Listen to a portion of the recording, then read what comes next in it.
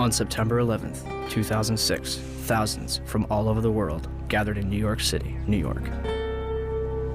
They wore black shirts, reading Investigate 9/11, and held banners that read, "Ask questions, demand answers." This day marked the 5th anniversary of the terrorist attacks of September 11th, 2001. Although the 9/11 Commission report had been published over 2 years prior, many Americans and citizens worldwide remained convinced that the truth was being withheld from the public.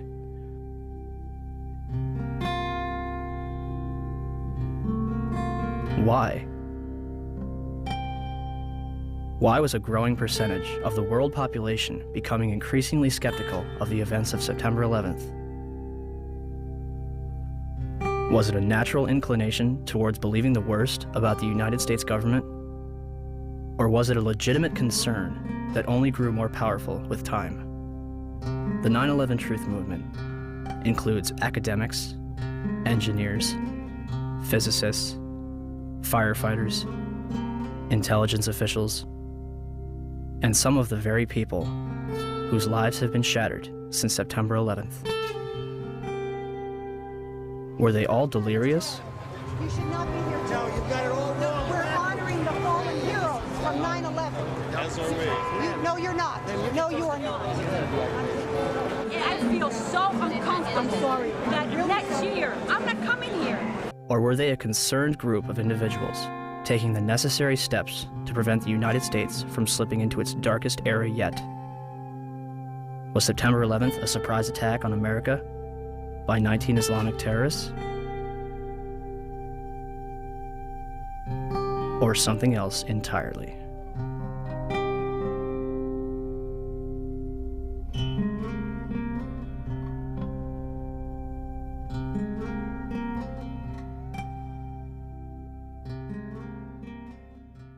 George Bush has spent an uncomfortable day with his people trying to explain away why he failed to pass on warnings the White House had received before September the 11th that terrorists were planning to hijack American aircraft. What happened that day has cast a shadow over just about every area of American life. Now one of the country's best-known journalists has said that the American response to the so-called war on terrorism has created a climate of effective censorship in a land claiming to be the home of free speech. There's never been an American war, small or large, in which access has been so limited as this one. The belief runs so strong in both the political and military leadership that those who control the images will control public opinion. Does it suggest that there was somebody on the inside? He kind of compared it to the Godfather story, you know, where the gun was placed in the men's room. There is also a possibility this could be some kind of inside job. May it have been an inside job? Might these people have gotten help from the inside? I was speculating about that along with others early this morning, but now there's a lot more evidence that suggests it's almost certainly the case. It's an obscene comparison. I'm not sure I like it, but there was a time in South Africa that people would put flaming tires around people's necks if they dissented. The fear is that you'll be necklaced here. You'll have a flaming tire of lack of patriotism put around your neck. Now, it's that fear that keeps journalists from asking the toughest of the tough questions and to continue to bore in on the tough questions so often. People let us stay out of our business. A country that hides something is a country that is afraid of getting caught. And in particular, this Bush administration, who is as tight with Saudi Arabia as you can get. I know the right question, but you know what? This is not exactly the right time to ask it. The president's father used to stay with the bin Laden family when he would go to Saudi Arabia. It starts with a feeling of patriotism within oneself. In the past, though, the FBI has sometimes made problems worse by ignoring or denying them. FBI management intentionally and repeatedly thwarted and obstructed my attempts to launch a more comprehensive investigation to identify and to neutralize terrorists. They realize what an entertainment-oriented society ours has become. To the families and victims, of September 11th. On behalf of John Vincent, Barry Carmody, and myself, we're sorry. And, I want to say quietly, but as forcefully as I can, that I hope this doesn't go any further. It's gone too far already. I am appalled by it.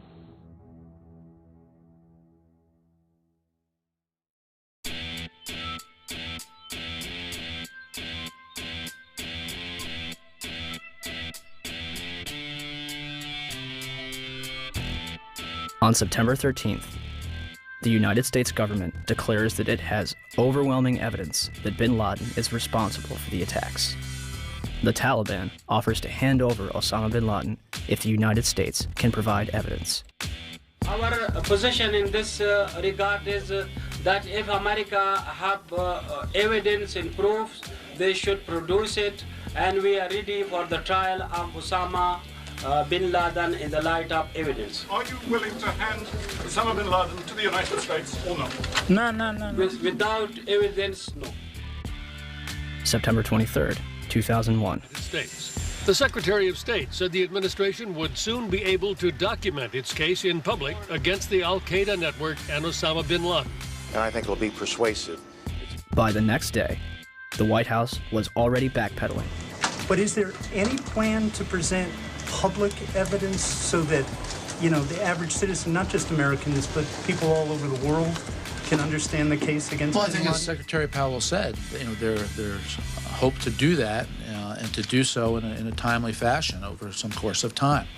But I think the American people also understand that there are going to be times when that information cannot immediately be forthcoming, and the American people seem to be accepting of that. It seems as though you're asking everyone to trust you. This information has yet to be provided to the public. Instead of taking credit, bin Laden denies involvement in the attacks 3 times. December 13th, the Department of Defense releases a videotape allegedly discovered in a house in Jalalabad, Afghanistan. Osama bin Laden describes the attacks along with Khaled al-Harbi. American mainstream media and even President Bush would portray this videotape as absolute proof of his guilt. International establishments question the authenticity of the tape. December 26th, 2001. A Taliban official claims that he has attended the funeral of Osama bin Laden. The next day, a video believed to be recorded on November 19th is broadcast, in which bin Laden praises the attack, but takes no responsibility. The next bin Laden video would not appear until October 29th, 2004, days before the presidential election. The video is described as the clearest claim of responsibility for 9/11. And when questioned why bin Laden's most wanted poster does not indict him for 9/11, the chief of investigative publicity for the FBI, Rex Toome, replied, 9/11 is not mentioned on bin Laden's most wanted poster is because the FBI has no hard evidence connecting Osama bin Laden to 9/11. Clearly, I couldn't really believe what I had just heard, so I repeated it, and he said, yes, that is correct. The FBI has no hard evidence connecting Osama bin Laden to 9/11. What evidence do they have? 2 bags belonging to Mohammed Atta checked in at Portland Airport but failed to make Flight 11 at Boston, containing a 757 video tour and flight manual, an Arab-English dictionary, a handheld flight computer, a Quran, and his will. Why would Atta take his will onto a plane that would be destroyed in a fiery inferno? Marwan al-Shehi's rental car, discovered at Logan Airport, containing an Arabic flight manual, an airport restricted area pass, and documents from Huffman Aviation. Nawaf al-Hazmi's rental car, discovered at Dulles Airport, containing Muhammad Atta's instructions, a check for a flight school in Phoenix, 4 drawings of a 757 cockpit, a knife, and maps of Washington and New York. Satam al-Sakami's passport, discovered below the Twin Towers. Well, Dan, not far from here, a passerby found the passport of one of the hijackers. How does a passport fly out of a man's pocket through a 400-mile-per-hour airplane crash, survive 9,000 gallons of jet fuel, and land intact on a sidewalk 1,000 feet below? Mahed Maked and Nawaf al-Hazmi's ID cards discovered in the wreckage at the Pentagon. An ID, Saeed al-Ghamdi's passport, Ahmed al-Nami's driver's license, passport photos, and a business card found in Shanksville. The list goes on. A former high-level intelligence official commented to New Yorker magazine, "Whatever trail was left deliberately for the FBI to chase." They used hundreds of different payphones and cell phones, often with prepaid calling cards that are extremely difficult to trace. And they made sure that all the money sent to them to fund their attacks was wired in small amounts to avoid detection. Small amounts? Lieutenant General Mahmoud Ahmed, the director of the Pakistani Inter-Services Intelligence Agency, the ISI, was reported to have wired $100,000 to Muhammad Atta in August 2001. This transfer was facilitated by Saeed Sheikh, the man who allegedly kidnapped and murdered Wall Street Journal reporter Daniel Pearl, who is investigating the ties between the ISI and Islamic militants. And the Pakistanis, of course, if you know your history, have only been a couple of degrees of separation away from the so-called Al-Qaeda hijackers. The ISI has had a long-standing relationship with the Central Intelligence Agency, dating back to the 1980s with the establishment of the Mujahideen in Afghanistan, which would evolve into Al-Qaeda. I focus in on the wire transfer that General Mahmoud Ahmed wired to Muhammad Atta right before 9/11. That's pretty crucial because General Mahmoud Ahmed was actually meeting with key Washington, D.C. insiders, Senator Bob Graham, Porter Goss, the future director of CIA, on the morning of 9/11. And he has a relationship not only with the CIA, but with Dick Armitage at State Department, Mark Grossman at State Department. Yes. Are you aware of the reports at the time that ISI chief was in Washington on September 11 and on September 10th, $100,000 was wired from Pakistan to these groups here in this area? And why he was here? Was meeting with you or anybody in the administration? I have not seen that report, and he was certainly not meeting with me. Yes? In the White House transcript of this exchange, which is delivered to the press, the information about the ISI is censored. Bob Graham and Porter Goss will later co-head a joint inquiry which publicly claims that the Bush administration received absolutely no intelligence that could have prevented the attacks. The meeting begins at 8 a.m. over breakfast at the Capitol building and lasts through Flight 175's impact with the South Tower. During his visit, which began on September 4th, Ahmed would also meet with the present CIA director, George Tenet. A month later, after reports of the transfer between himself and Atta, Mahmoud Ahmed retires from the ISI. The 9/11 Commission report will later conclude that they saw no evidence that any foreign government or foreign government official supplied any funding. The Commission decided not only to omit the information, but to deny it entirely. On 172, page 172 of your report, the 911 report, you state, quote, "The U.S. government has not been able to determine the origin of the money used in the 911 attacks. Ultimately, the question is of little practical significance," end quote. How can you state that the question of who bankrolled the deaths of 3,000 American people on September 11th is, quote, of little practical significance? Because it costs so little money. That's the awful thing about it. It costs less than $500,000. That's why it was so hard to trace. We were able to find pieces of the $500,000, but it came in very small pieces. And you said earlier $500,000 to do the 9/11 operation. Well, we know that $100,000 was wired to Muhammad Atta directly from the head of Pakistani ISI.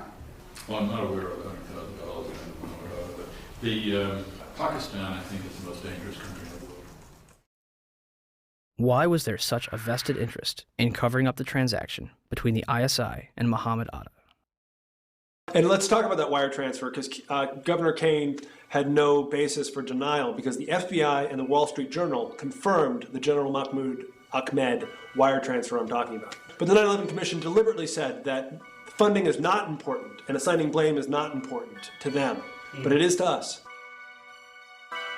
As if their funding was not suspicious enough, a number of hijackers reportedly trained at U.S. military bases. As hard as this is to believe that 2 of the alleged terrorists involved in what happened on Tuesday may have attended schools run by the U.S. military. Now, this is according to a senior defense official. Ahmed al-Nami, Ahmed al-Ghamdi, and Saeed al-Ghamdi listed their address on both driver's licenses and car registrations as the Naval Air Station in Pensacola, Florida. Muhammad Atta reportedly graduated from the U.S. International Office School at Maxwell Air Force Base in Alabama. In response to a Freedom of Information Act, Captain Jason Taylor confirmed that a Muhammad Atta trained there between 1998 and 1999, but did not verify if it was the same person.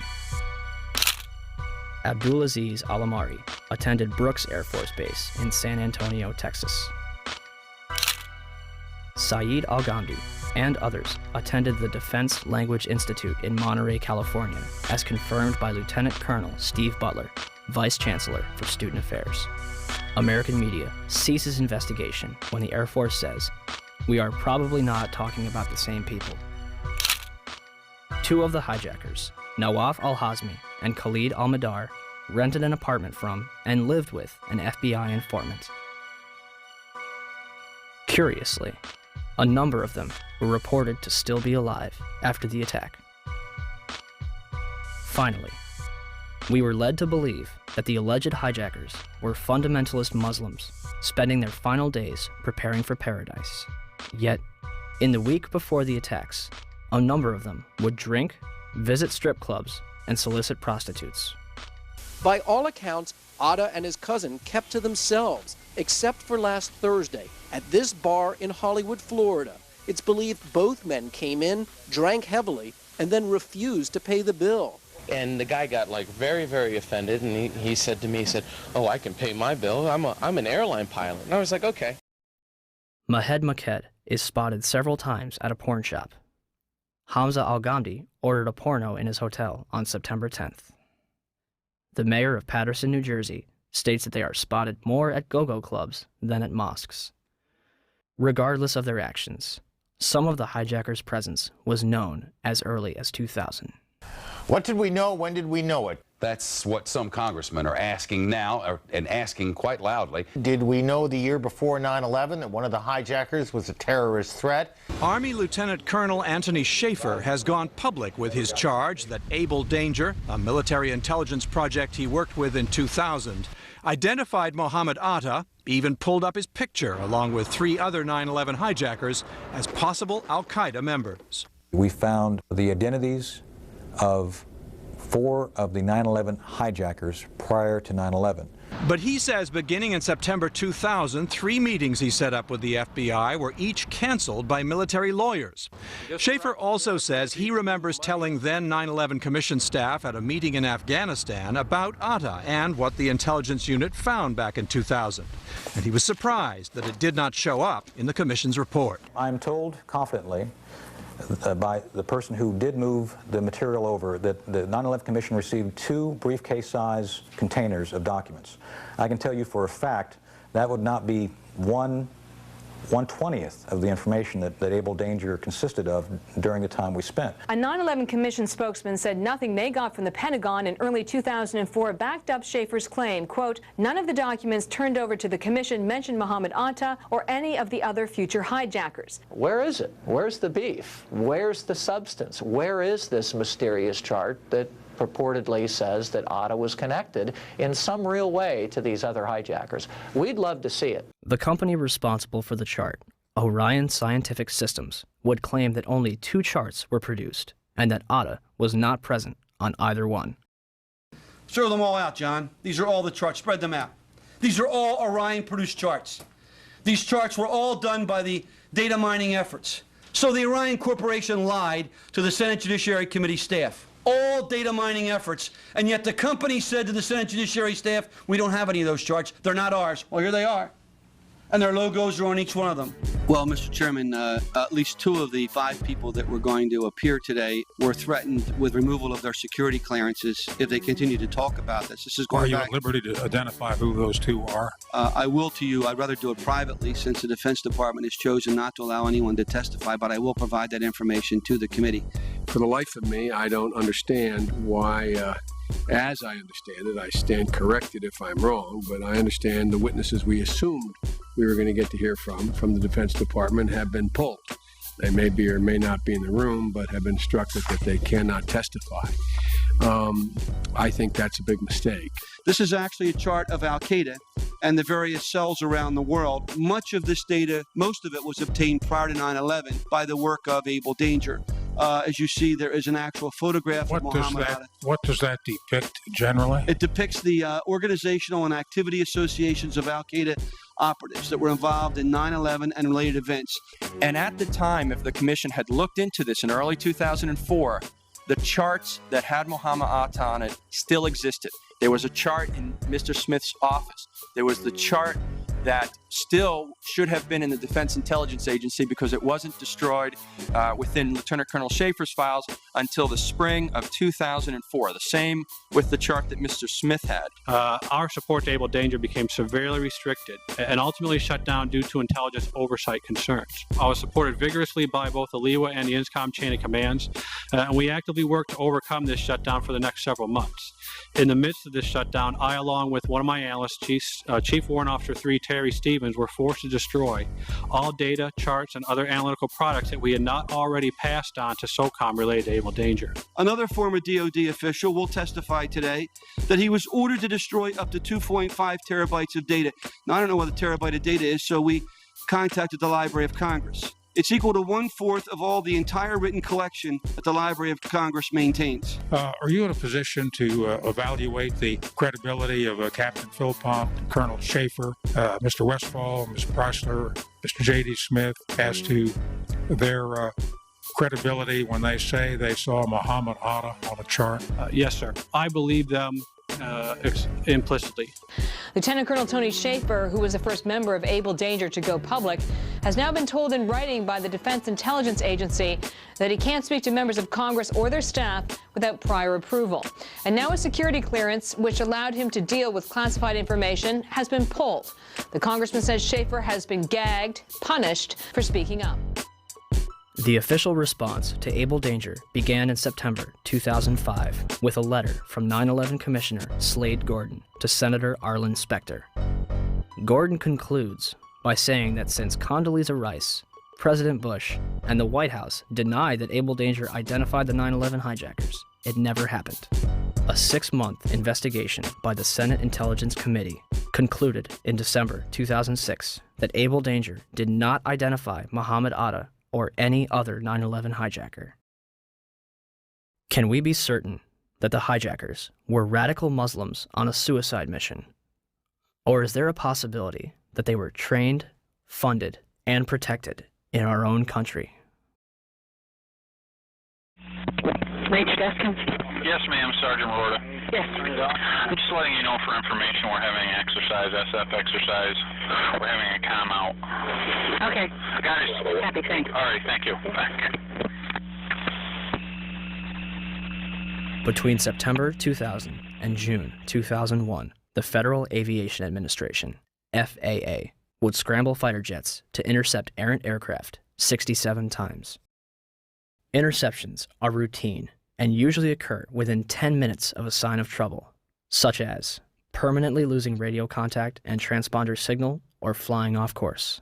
On the morning of September 11th, according to official accounts, 4 commercial airliners would be off course and out of communication, and not one of them would be intercepted.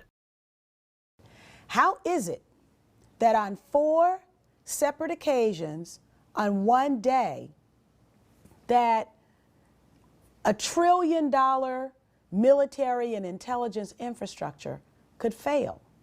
Never did in anybody's thought process about how to protect America did we ever think that the evildoers would fly not 1, but 4 commercial aircraft into precious U.S. targets. Never. I don't think anybody could have predicted that these people would take an airplane and slam it into the World Trade Center, take another one and slam it into the Pentagon. Nobody in our government, at least, and I don't think the prior government that could envision flying airplanes into buildings on such a massive scale. But that turns out not to be true. U.S. military planners did envision and practice those very scenarios. As reported by USA Today, the North American Aerospace Defense Command, NORAD, conducted exercises with fighter jets, simulating hijacked planes flown into the World Trade Center in the 2 years before the attacks. Pentagon planners also envisioned the attack on the Pentagon 5 months before it happened. According to this April 2001 Pentagon email, Air Force officials wanted a war game, having a terrorist group hijack a commercial airline and fly it into the Pentagon. The idea was to check response times to launch fighter jets. But according to the Pentagon email, the plan was ultimately rejected by senior Pentagon officials as too unrealistic. Still to come are questions, big questions, about NORAD's response on the day of the attack. Why, despite all the exercises and the planning, Peter, jet fighters were not in place anywhere near New York or Washington. Quite an amazing story. Many thanks, Brian. Brian Ross. One drill, called Amalgam Virgo, was conducted on June 1st and 2nd, 2001, and simulated successful terrorist attacks. Its purpose was to focus on unconventional threats, including an airborne hijacking. One plan would simulate the hijacking of a commercial airliner, which would be crashed into the Capitol. The second part of the exercise, which was planned but not executed before 9/11, involved 2 planes with actual pilots on the flight deck. FBI agents would hijack the planes and divert them to secure locations. And on its cover, Osama bin Laden. In fact, multiple war games were underway on 9/11 itself. The question was, we had 4 war games going on September 11th, and the question that I tried to pose before the secretary had to go to lunch was whether or not the activities of the 4 war games going on September 11th actually impaired our ability to respond to the attacks. The answer to the question is no, did not impair our response. In fact, General Eberhart, who was then the commander of North American Aerospace Defense Command, as he testified in front of the 9/11 Commission, I believe he told them that it enhanced our ability to respond. There were 2 CPXs. There was 1 Department of Justice exercise that didn't have anything to do with the other 3. And there was an actual operation ongoing because there was some Russian bomber activity up near Alaska. So, did the war games ultimately help or hinder our response? September 11th was day 2 of Vigilant Guardian, an exercise staged by the Joint Chiefs and NORAD, which simulated hijacked planes in the northeastern United States. Vigilant Guardian is a branch of Global Guardian, a mass Armageddon exercise being conducted at Offutt Air Force Base in cooperation with NORAD. Originally scheduled to take place in late October, Global Guardian was moved to September. The exercise is reportedly canceled after the second Twin Tower is hit. 3 E-4B Doomsday planes remain airborne. 2 government sources familiar with the incident tell CNN it was a military aircraft, and say the details are classified. This comparison of the CNN video and an official Air Force photo suggests the mystery plane is among the military's most sensitive aircraft, an Air Force E-4B. The E-4B is a state-of-the-art flying command post, built and equipped for one reason: to keep the government running no matter what, even in the event of a nuclear war. Ask the Pentagon, and it insists this is not a military aircraft, and there is no mention of it in the official report of the 9/11 Commission. The Pentagon, the Secret Service, and the FAA all say they, at least for public consumption, have no explanation of the giant plane over the president's house, just as the smoke began to rise across the river at the Pentagon. Barksdale Air Force Base also participated in Global Guardian. Instead of returning directly to Washington, D.C., President Bush would fly to both Barksdale and Offutt Air Force Base before returning to the White House.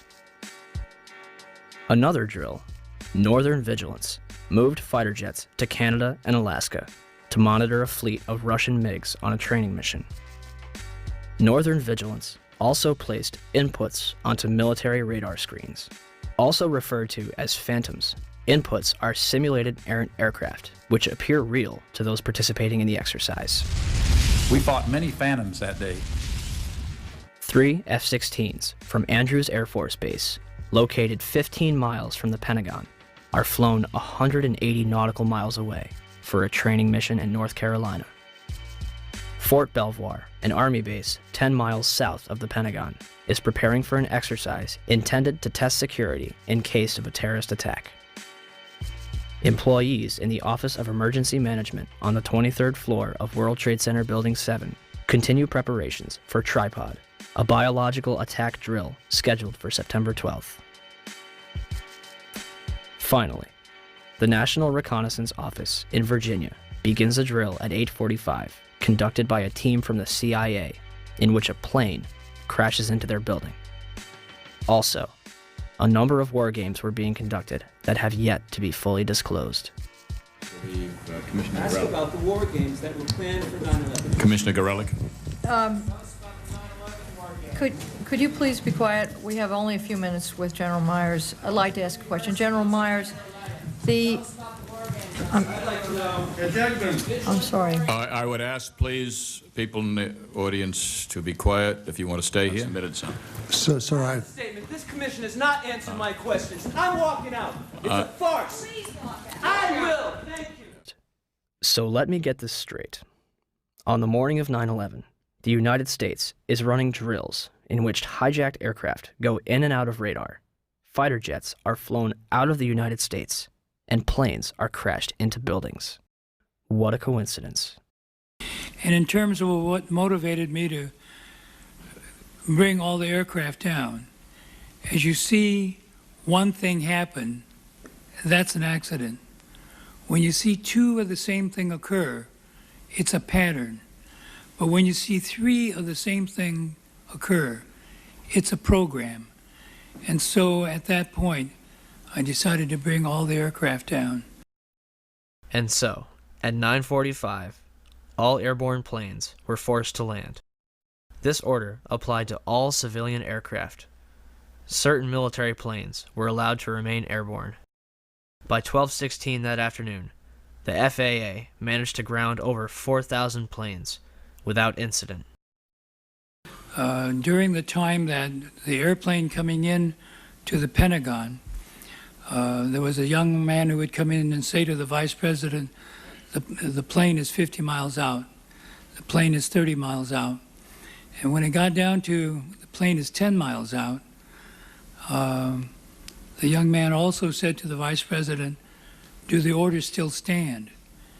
And the vice president turned and whipped his neck around and said, of course the orders still stand. Have you heard anything to the contrary?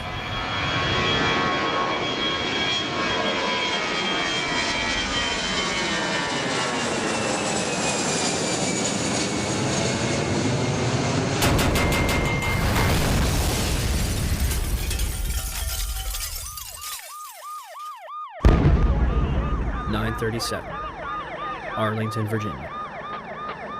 American Airlines Flight 77 allegedly crashes into the ground floor of the Pentagon. Pentagon authorities will deny that the building had anti-aircraft defense. The FBI arrives within minutes, and the site is declared a federal crime scene, becoming their exclusive responsibility. With the help of civilians, they comb the Pentagon lawn for debris, and within 24 hours, they had confiscated every known video of the attack. Pentagon officials initially denied that any of their cameras captured the event. However, on March 7, 2002, 5 images taken by a security camera from across the heliport are released. For years, these 5 frames were the only public footage of the Pentagon attack. This would change on October 14, 2004, when Scott Bingham would file a Freedom of Information Act lawsuit requesting videotapes that captured the impact of Flight 77. Special Agent Jacqueline McGuire of the FBI located a CD-ROM that contains copies of 2 time-lapse recordings made by security cameras, released on March 16, 2006. A video taken from a Citgo gas station, which is open only to Pentagon employees, released on September 15th, 2006. And the Doubletree Hotel in Arlington, Virginia, released on December 7th, 2006. Agent McGuire concluded that the FBI possessed 85 videotapes that might be potentially responsive. As of this date, we have no clear images of what happened at the Pentagon on the morning of 9/11. The official story goes as such. American Airlines Flight 77 was taken over by 5 hijackers, led by Hani Hanjour. Hanjour entered the United States in 1996 to become a professional airline pilot. He would not complete a single course. It was kind of a waste of time. He wouldn't show up for flights on time, didn't do his homework.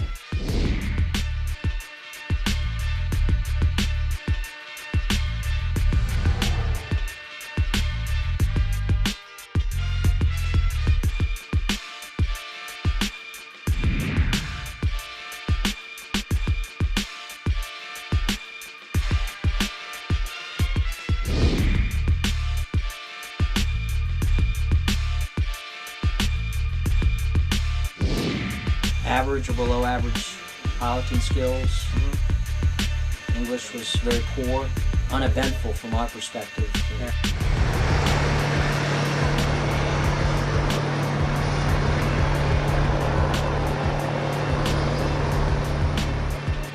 The 9/11 Commission concludes that Hanjour was perhaps the most experienced and highly trained pilot. Flight 93's hijacker, Saeed Al-Ghamdi, was a former Saudi fighter pilot. How could Hanjour be more experienced than him? On the morning of 9/11, Hani Hanjour and his 4 accomplices traveled to Dulles International Airport outside of Washington, D.C. They had spent the weeks beforehand at the Valencia Motel in Laurel, Maryland, 6 miles from the National Security Agency. All 5 will set off metal detectors and be subjected to additional screening, yet all of them proceed to board American Airlines Flight 77, which is described by the Washington Post as unusually light on passengers. Out of 188 seats, 64 would be filled. In fact, all 4 planes involved in 9/11 would be at approximately 30% capacity. The hijackers will board alongside Barbara Olson, the wife of Solicitor General Ted Olson, and a number of employees from Boeing, Raytheon, the Department of Defense, Lockheed Martin, American Airlines, the Navy, Army, and other government agencies. The pilots were Officer David Charlebois and Captain Charles Burlingame. Charles Frank Burlingame III, an aeronautical engineer and a graduate of both the Naval Academy and Top Gun Fighter Pilot School, flew F-4 fighter jets and developed anti-terrorism strategies at the Pentagon before retiring in 1989 to take a job at American Airlines. He would remain active in the reserves and anti-terrorism exercises until 1996. His Boeing 757 would be crashed into the very section of the Pentagon he used to work in. The hijackers would have only moments to subdue both Charlebois and Burlingame, remove them from the cockpit, and retain control of the airplane. Yet, the plane is hijacked without incident at 8:51 and makes an unauthorized turn to the south 3 minutes later. No mayday, no hijack code, no sign of struggle. Flight 77 will fly all the way back from the Kentucky-Ohio border, coasting for another 43 minutes against its flight path before crashing into the Pentagon without any military interception. Had Hani Hanjour wanted to inflict maximum damage, all he had to do was continue his trajectory and nose down into the roof of the Pentagon.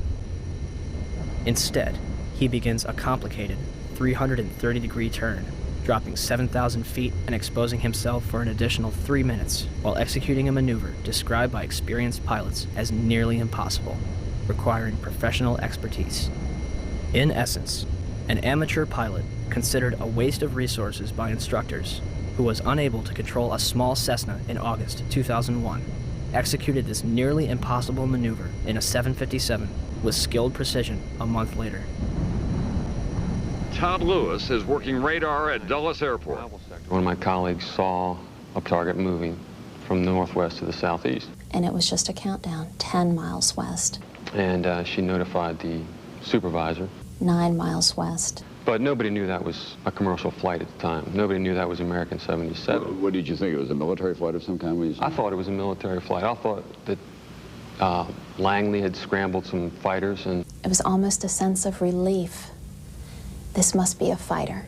Maybe one of them got up there. It was really moving fast. It was moving very fast, like a military aircraft might move at a low altitude. This must be one of our guys, sent in, scrambled to patrol our capital. The 757 will descend over Columbia Pike, flying adjacent to the Sheraton Hotel, Virginia Department of Transportation, Navy Annex, and fly past the Citgo gas station before crossing Washington Boulevard. 5 light poles are knocked out of the ground. One reportedly strikes a Washington, D.C. taxi driven by Lloyd England. Flight 77 manages to hit the only section that was reinforced to withstand a terrorist attack,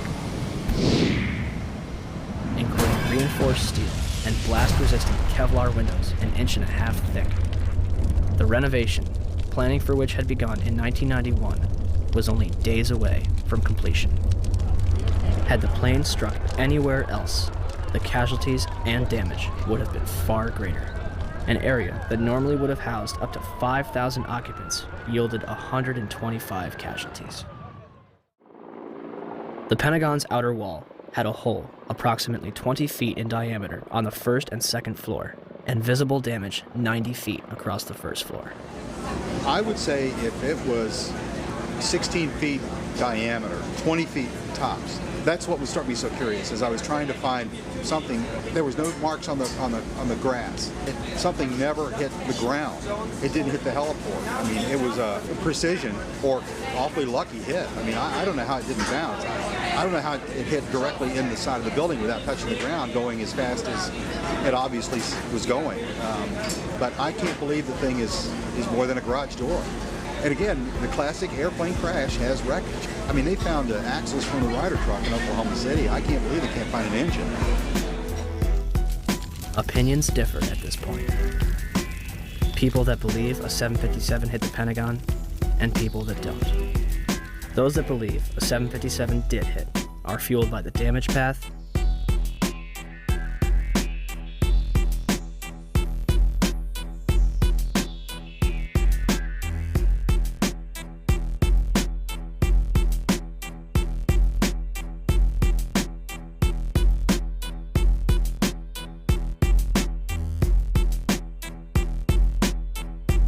wreckage outside the building,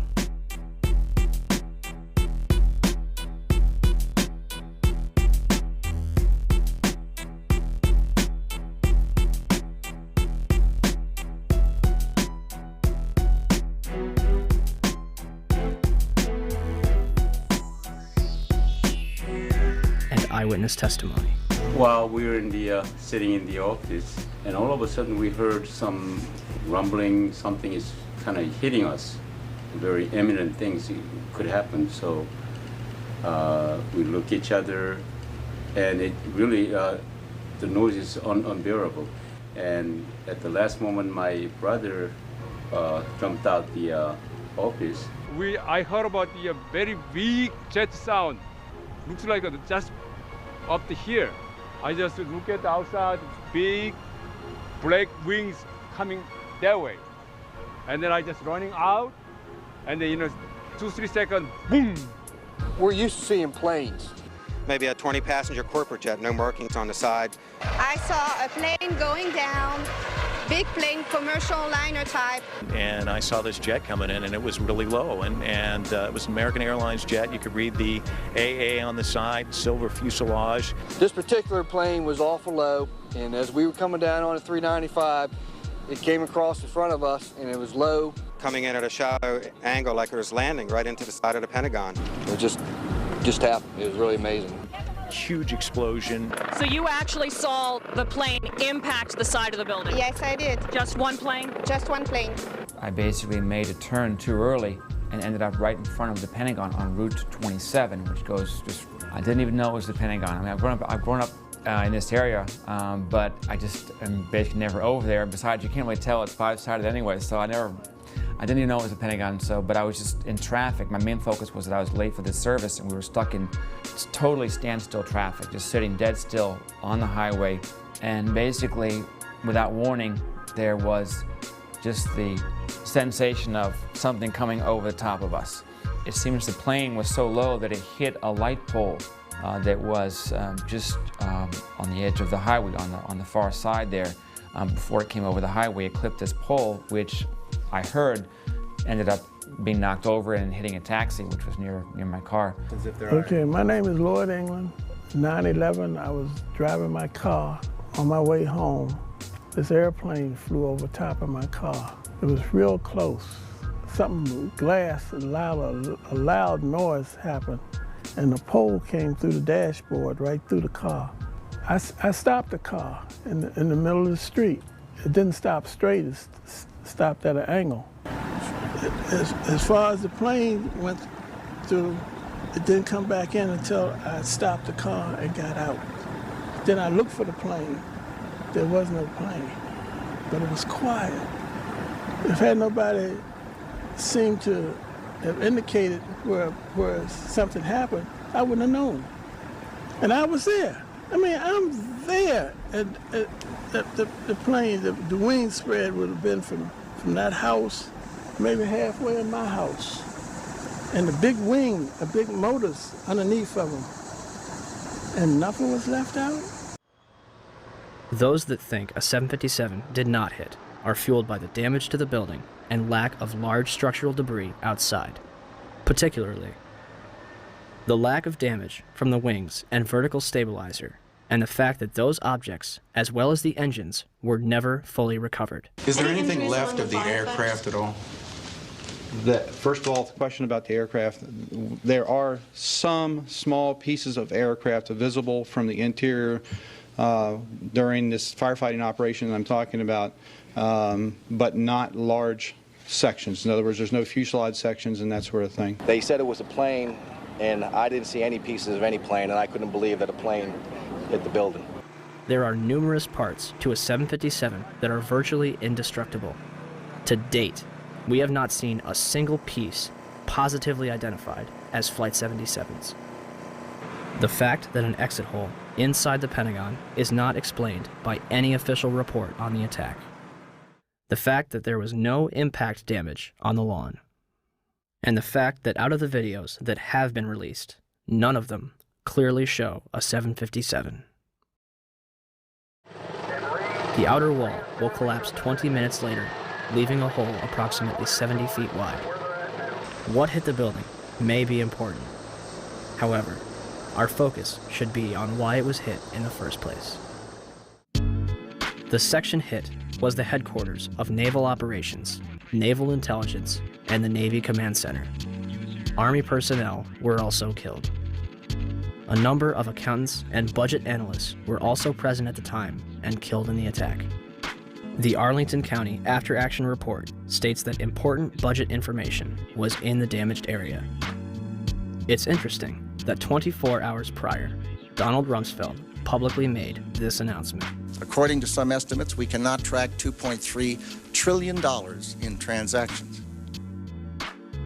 According to the 9/11 Commission report, the military was unprepared for the transformation of commercial aircraft into weapons of mass destruction. Counterterrorism forecaster Marvin Citron authored a report in 1994 for the Department of Defense, warning of Washington's vulnerability to terrorist attack. We predicted a plane could have crashed into the Pentagon. That's about as specific as you can be. If you made a right turn at the Washington Monument, you could hit the Pentagon. A left turn, you could hit the White House. Back on October 24th, 2000, the Pentagon conducted MASCOW, a mass casualty exercise which simulated the impact of a Boeing 757 into the building. very curious, and as time goes by, it makes you more curious as you have time to dwell on the details and all the information that's becoming available. I can't drive my car that well, but I can't imagine somebody just climbing behind the wheel of an airplane and doing what they did and doing it so well. Basically, it was the strangest day I've ever spent in my entire life. It was like in slow motion. I get chills every time I hear the audio. Physically, I swear I get chills every time I watch the video. I can feel the heat. I can smell the fuel, or I can smell the burning. There's been a lot of curiosity, I think, in time, and even for me, who was there. I still have questions of, did I really see what I think I saw? You know, when you're led to believe and you think you believe what you think you saw, I think that you begin to buy into it. But the more you dwell on it and the more the evidence comes forward, the questions get larger and larger and larger. I'd like some conclusion. I mean, I'm sure the families would, and I'm sure the military knows a lot more than we do in the government, but I'm just astounded that they don't share more of the information that's available. If the government was 100% forthcoming and wanted to squelch any doubt as to what happened, why have they controlled the evidence so strongly? Why is there no positive identification of Flight 77? Why, when Vice President Dick Cheney was aware of an incoming aircraft up to 50 miles away, were employees allowed to remain in the building? Had a single alarm gone off inside the Pentagon, 125 people would be alive today, and hundreds more would not be suffering. And when it got down to the plane is 10 miles out, the young man also said to the vice president, "Do the orders still stand?" And the vice president turned and whipped his neck around and said, "Of course the orders still stand. Have you heard anything to the contrary?" Norman Minetta's testimony would be completely unreported by the 9/11 Commission. It would also be censored from the online archives of Commission hearings. A spokesperson from the National Archive claimed that it was a technical snafu. The 9/11 Commission will later conclude that Vice President Dick Cheney did not reach the bunker until 9:58. My main concern is that in your testimony, you stated that Vice President Dick Cheney came into the POEC office at 9:20 when you arrived, and he was already there. He's gone in front of Meet the Press, and he said that he was there at 9:38. They did that because they'd received a report that an airplane was headed for the White House. This is Flight 77, which had left Dulles. Flight 77. It left Dulles. As best we can tell, they came initially at the White House. The plane actually circled the White House? Didn't circle it, but was headed on a track into it. Tracking it by radar. And when it entered the danger zone and looked like it was headed for the White House was when they grabbed me and evacuated me to the basement. The plane obviously didn't hit the White House, turned away and we think flew a circle and came back in and then hit the Pentagon. Yet the 9/11 Commission report puts him there at 9:58 that morning. 9:58? Yeah, I don't know if you got a chance to read it, but it puts him half an hour later. So I don't mean to ask a rhetorical question, but to the best of your recollection, was Vice President Dick Cheney already there at 9:20? The flight you're referring to is the flight that came into the Pentagon. This was before Flight 77. Before American Airlines went into the Pentagon. Yeah. Norman Minetta was in the bunker with Cheney, and so the fact that wasn't in the 9/11 Commission report was rather odd, don't you think? Yeah. Who was that young man? Did anybody ask who that young man was? How could Dick Cheney, or anyone in the administration, especially after an aide warned him a plane was 50 miles out and 2 planes had already struck the World Trade Center, allow the Pentagon to be struck? You know, am I prepared to believe that Dick Cheney would be capable of knowing about this kind of attack on the Pentagon, for example, and allowing it to happen? Well, from what I know about Dick Cheney, yeah.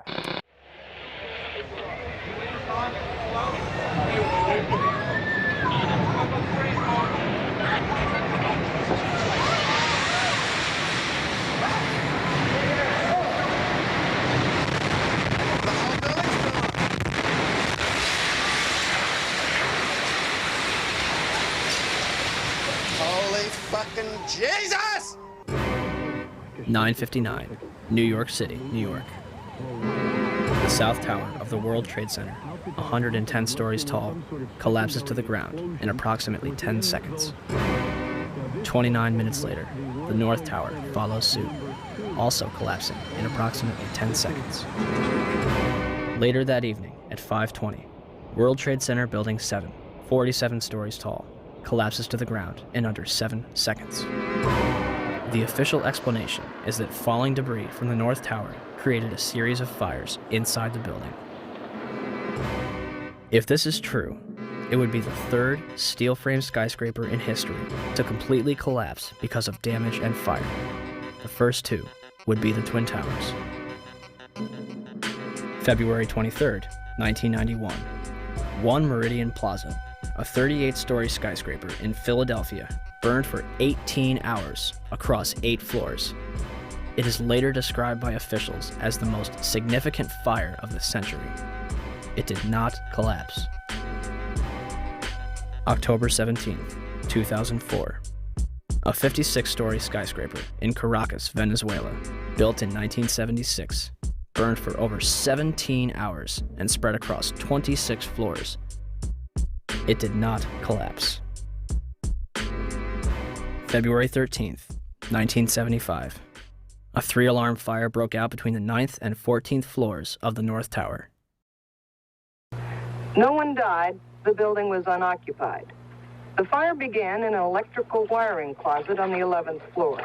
There should have been fire stops to prevent it from spreading, but there weren't. The fire spread to 6 other floors.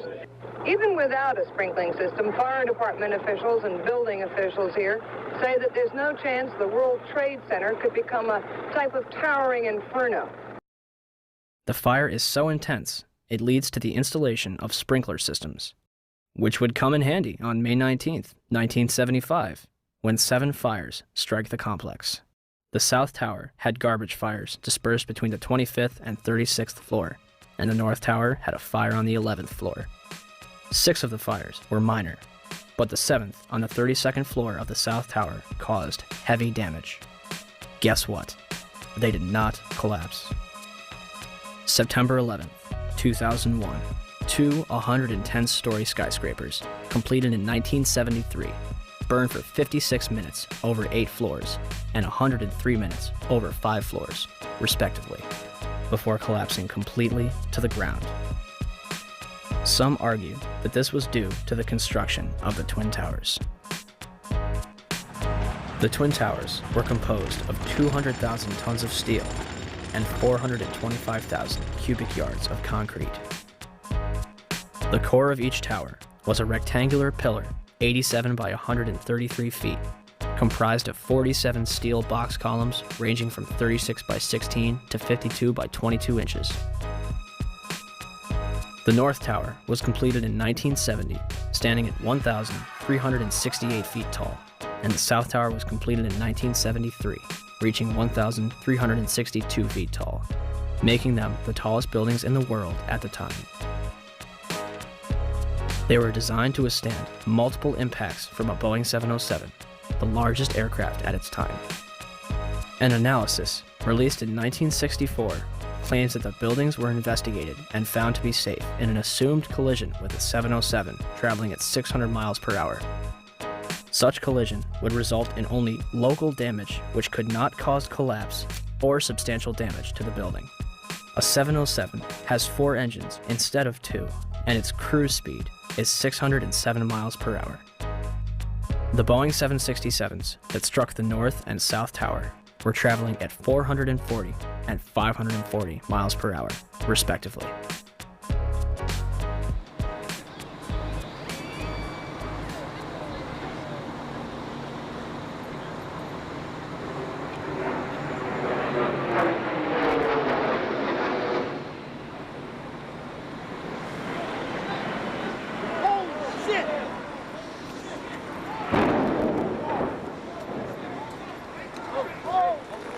Breaking news on WCBS 880, right here, right now. I believe if we can get in touch with him, we have a witness who saw what happened at the World Trade Center. This apparently was a commuter plane that smashed into it with such force that the windows of the Pick-a-Bagel smashed with a big bang. Everybody was very frightened. Did you manage to see what kind of plane it was? I couldn't tell. It was a smaller plane. It looked like a smaller plane, but I couldn't tell. Not I'm not really sure. A medium-sized body plane with engines on both sides, almost like a gray-black color in nature on the plane. I would say it wasn't a huge jet, but it was a plane that sounded like it was a fighter jet overhead. I work right next door at 74 Trinity Place. We heard the first one come in. I didn't know what it was. It sounded like a missile. Oh, my God, Ed, another plane just hit the World Trade Center. Another plane. It was a medium-sized plane. Unbelievable. It would appear, Jim, as if there's more smoke coming from the ground at some point. Well, we used to have another, things have fallen to the ground and are burning. And we One gentleman told me he was on the 65th floor standing next to an elevator when the elevator exploded and knocked him out of his shoes. Another woman said that she was working on the 49th floor and she's seen people in the stairwells with burns, broken arms. People are passing out of the stairwells from the heat. She says there's a lot of heat and smoke. It's a horrible scene here. I'm live at Broadway and Fulton. Allison Keyes, WCBS 880 News. All right, thank you, Allison. Basically, there's people running around down the street. All the glass panes that are on the bottom part of the World Trade Center are all blown out. When I first heard it and ran over to the window, it looked like there was fire on the bottom floor. Well, they're ahead there. And all of this, the world... Oh, wait. Oh, my God. Oh, my God, the building fell. Are you there? The building just fell. You said it sounded like the 4th of July. You heard a big explosion before the building fell? I saw it as it was happening, and it sounded as if you had 100 of those little black cat firecrackers and you lit them all off at once. That's what it sounded like. It sounded like the finale of the 4th of July over the East River. Oh, my We just witnessed some kind of secondary follow-up explosion. 10 o'clock Eastern Time this morning, just collapsing on itself. We have no idea what caused this. Almost looks like one of those planned implosions. As if a demolition team set off. When you see the old demolitions of these old buildings, it folded down on itself and it is not there anymore. If you wish to bring anybody who's ever watched a building being demolished on purpose knows that if you're going to do this, you have to get at the under infrastructure of a building and bring it down. Right now, police have to determine is whether that explosion was caused from the initial impact of the plane or whether it was something that was exploded on the ground. Generally speaking, for a building to collapse in on itself like that, it would seem to indicate that there could have been an explosion, a bomb planted on the ground that would make the building collapse within itself. By that evening, eyewitnesses and experts alike were rushing to defend the official narrative of events, claiming that raging jet fuel fires melted the steel inside the Twin Towers. I saw this plane come out of nowhere and just ream right into the side of the Twin Tower, exploding through the other side. And then I witnessed both towers collapse, one first and then the second, mostly due to structural failure because the fire was just too intense. When one of those airplanes crashed into one of the towers, it was the equivalent of a 6-point earthquake. Marlene Davis is the Dean of Architecture at the University of Tennessee. She calls the 110-story tall twin tower tube structures. That means there are no internal columns holding it up.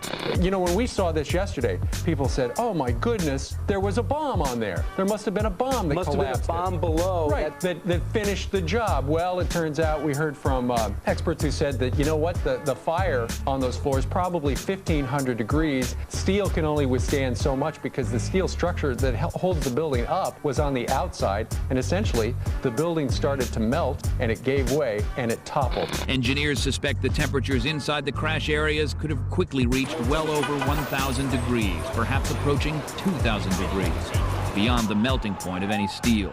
They were not designed, perhaps, to take a direct strike from something the size of a 737 or an Airbus, perhaps fully loaded with fuel. Steel will melt. Physics professor and explosives expert Van Romero. Even if there was no secondary explosives in the building, hitting the having the airplane hit the building where it did, a large amount of weight above the damaged location, that damaged location being further damaged by the fire, that structure could no longer support the weight above it, and the collapse ensues. Numerous individuals, including some of the architects themselves, would claim that plane crashes were never taken into consideration and that the building was doomed to failure. Hyman Brown was the project engineer on the Twin Towers, the man on the ground in charge of making sure the buildings were built right, the way it was designed. Structural steel is fireproof to last between 1 and 2 hours, which it did, and then steel melts. Each tower was built around a central core. That core kept the building up, supporting the tower's so-called dead weight. But when steel melts, according to Brown, like dominoes, it falls. Brown says the towers were built to withstand 200-mile-an-hour hurricanes, the 100-year storm, the worst nature could dish out. But he says an airplane crash never entered anyone's mind. However, that's not entirely true. Yet the impact of the planes alone did not cause that failure. In fact, tall building designers try to anticipate air accidents. Marc Loiseau is president of a company called Controlled Demolition. When this structure was designed, it was designed, to the best of my understanding, to take the impact of what was then the state-of-the-art airplane being used in our country, the Boeing 707. The building was designed to have a fully loaded 707 crash into it. That was the largest plane at the time. I believe that the building probably could sustain multiple impacts of jetliners because this structure is like the mosquito netting on your screen door, this intense grid, and the jet plane is just a pencil puncturing that screen netting. John Skilling, the World Trade Center's head structural engineer, told the Seattle Times after the 1993 bombing that if a plane struck the building, there would be a horrendous fire, but the building structure would still be there. On August 21st, 2002, the National Institute of Standards and Technology, NIST, commenced their investigation. NIST is a government agency that reports back to the United States Department of Commerce, headed at that point by Donald Evans and later replaced by Carlos Gutierrez, both Bush cabinet appointees. As part of their investigation, NIST contracted Underwriters Laboratories to recreate floor models from the Twin Towers for the purpose of fire resistance tests. We heard about it in the news. We heard about it right away that the floors didn't collapse. Okay, so they tested these huge models. They're models, but they're huge. I mean, one model was essentially the same size and exactly the same as one of the types of floor sections used. And they tested it according to ASTM E119. They exposed it to much longer fire and higher temperatures than we know were present in the World Trade Center. So right away there was a problem. And that's August of 2004. The final report was released on October 26, 2005, producing over 10,000 pages. It will not explain the actual collapse of the buildings. They only claim to get to collapse initiation and state flatly that it led to global collapse. The report, admittedly, does not actually include the structural behavior of the tower after the conditions for initiation were reached and collapse became inevitable. We were charged with finding out the cause of the collapse, and we found what happened. I think we've scientifically demonstrated what was required to initiate the collapse. Once the collapse initiated, the video evidence is rather clear. It was not stopped by the floors below, so there was no calculation that we did to demonstrate that, what is clear from the videos. NIST concludes that they found no evidence suggesting that the World Trade Center towers were brought down by controlled demolition. Where would people get an idea like that? 1. Except for material that was blown outwards, the Twin Towers collapsed into their own footprint symmetrically at nearly free-fall speeds. Newton's laws of motion determine how long it takes an object to travel a certain distance in complete freefall.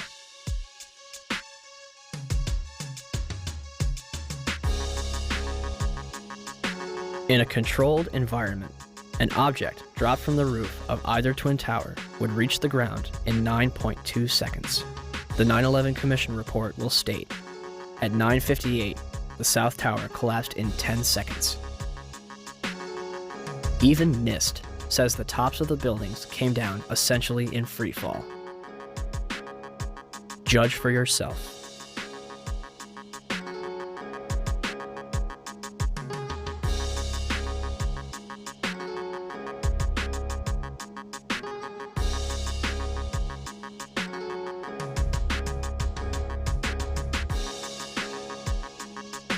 And our conclusion is that the building should not have fallen that rapidly if indeed fire caused the collapse.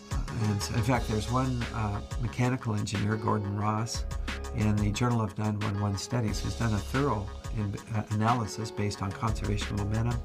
If the official story was correct, then the heating that was supposed to cause the failure would have been a much slower event, and it would have been an asymmetric event. For the tower to collapse straight down onto itself flies in the face of what we know about steel and how steel behaves. When we have a failure in one area, then the failures tend to continue within that area, and you'd see an asymmetric collapse, possibly the upper section falling off as it twisting away from the tower and falling off. But it's very unusual to see the upper section falling straight through the path of the greatest resistance, which was straight down through the middle of the tower. It just does not add up. 2. Molten metal exceeding 2,000 degrees Fahrenheit was discovered in the rubble of Ground Zero, underneath the Twin Towers and Building 7. Even with heavy rain on September 14th and 21st, a constant stream of fire retardants and water, described as creating a giant lake, these fires would not be extinguished until December 13th, 2001, making it the longest burning structural fire in history. Was the jet fuel responsible?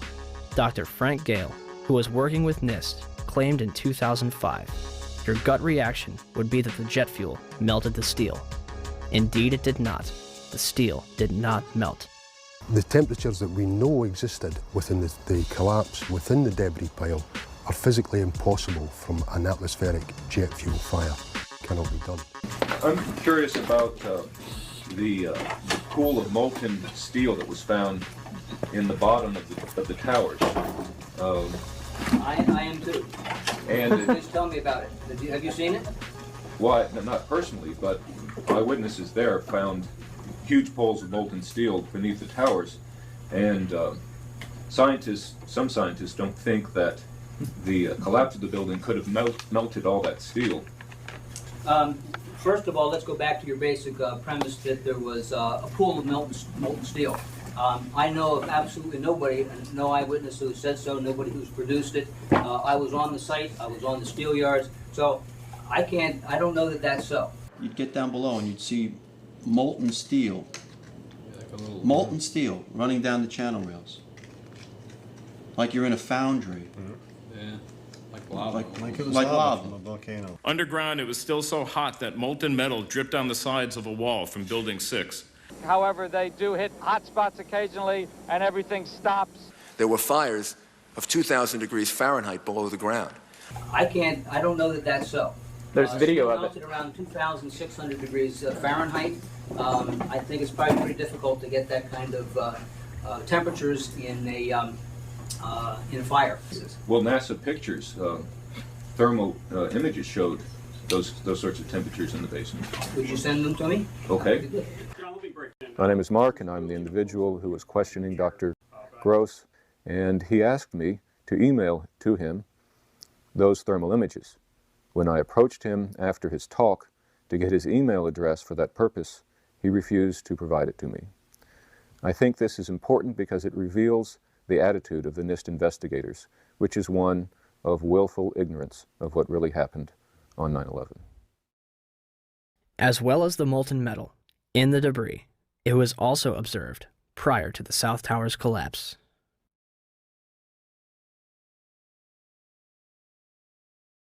Also, a minute and 20 seconds before collapse, large amounts of white smoke begin pouring from the base of the South Tower.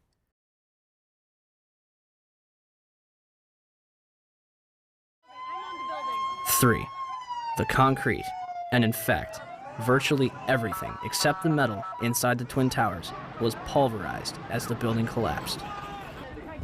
This pulverized material created pyroclastic dust clouds that raced down city streets, coating lower Manhattan in a fine dust. Pyroclastic clouds generally occur during two events: volcanic eruptions and controlled demolitions.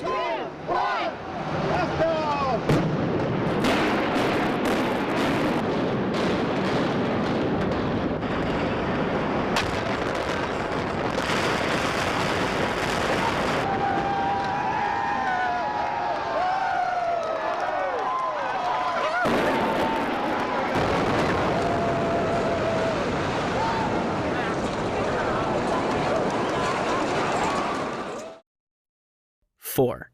Steel beams weighing up to 200,000 pounds were thrown laterally up to 500 feet. A cross-section from the World Trade Center weighing approximately 300 tons was embedded in the southeastern corner of the American Express building. This piece would have had to travel at least 390 feet, maintaining enough kinetic energy to embed itself in the corner of the building. What we should have seen in the debris pile was a pyramidal shape. If it had been a gravity-driven collapse, we would have seen a roughly pyramidal shape or a conic shape.